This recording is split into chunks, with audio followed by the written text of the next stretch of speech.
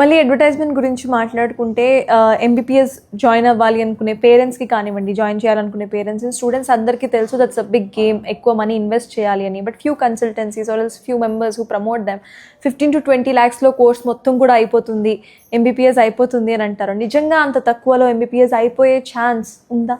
ఎప్పుడైతే మనం abroad MBBS గురించి మాట్లాడతామో వీళ్ళకి ఇండియాలో బి కేటగిరీలో అయ్యే కాస్టింగ్ కంటే తక్కువలో అయితేనే అబ్రాడ్ వెళ్తారని ఇందాక అనుకున్నాం మనం.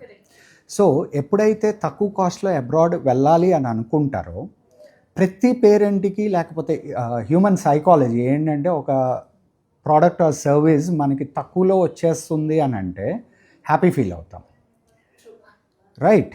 సో ఇక్కడ చెక్ చేసుకోవాల్సింది ఏంటంటే అబ్రాడ్ వెళ్తున్నప్పుడు ఏమేం పారామీటర్స్ కాస్టింగ్లోకి తీసుకోవాలి అంటే వీళ్ళు లీస్ట్ కాస్టింగ్ అంటే కాస్ట్ ఆఫ్ లివింగ్ కావచ్చు, తర్వాత ఫుడ్డింగ్ ఎక్స్పెండిచర్ కావచ్చు, అంటే ఉండటానికి తినటానికే మీకు 10,000 to 15,000 per month అనేది కామన్గా అవుతుంది irrespective of the country.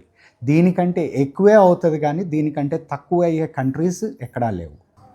10,000 to 15,000 per month expenditure మనం క్యాలిక్యులేట్ చేసుకుంటే ఇయర్కి ఎంత వస్తుంది?